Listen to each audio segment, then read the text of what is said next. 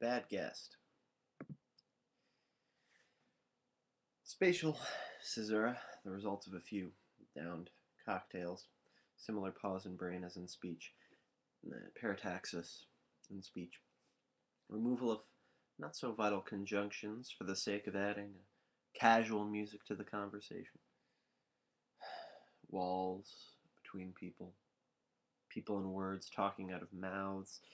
Words that are put together in the least relevant way to put together and become ill in the sound. Slurred discussions becoming incomprehensible.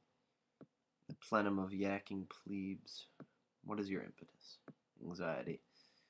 Knots the warm, red, etching network of our loamy pertinence. Alcohol moves me around the room. And decide to slip outside undetected, get some air, only to find that most of the party has moved there. The thought enters into my mind. How could this lame bash get so populated? Soon wish to escape from the extravagant jowl of the balcony, and yet inside? Why go back inside?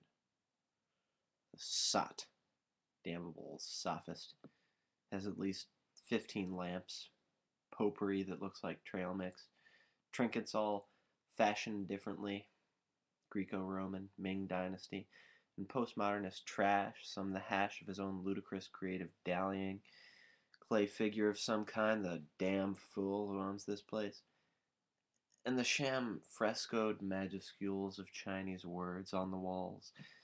Probably don't know what they mean. This whole scene made precious. Precious by the sham vase, parallel one, and there's another squatting on both sides of the archway. Forces the flaxen face of judgment upon those who walk out for a bogue, or just because people tend to gravitate here.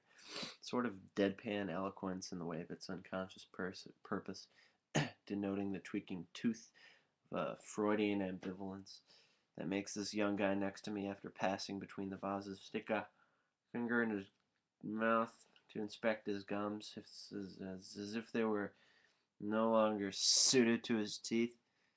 Transparent curtain hung over the archway, hassled up and down by the episodic thronging bluster, like a hot white planet of the superficial.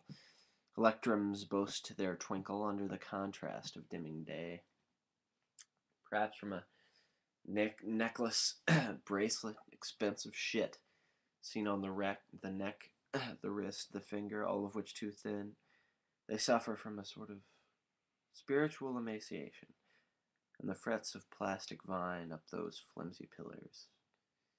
Oh, I should be a jerk and remain a jerk to the inhabitants present here and now, until the candy-ass Manhattan sensibilities of these people are enough wounded, and I would be thrown out, I hope, at least thrown out, and I mock the eaters of oysters and nude clams in their mocking way, in my mocking way.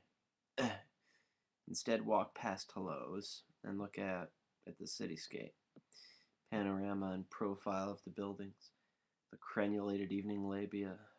It is the mole to the right of the firmament, representing the pretty blemish of Vesper that proves things suspend in space.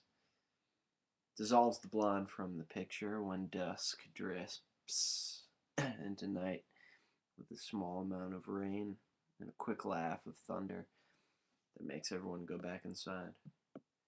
All of it passing painful recondite as the whispered misereres between carafes of gin and bleeding like smoke from the wan singe of a butt. Gas causing vellum on the lips, and the stave of convictions diminished to perverse lines purulent both in their execution and subject. Fetishisms protected in the bulwark of secretive natures. Exchanging cardboard respect with each liquid syllable from the din. A goddamn circle jerk.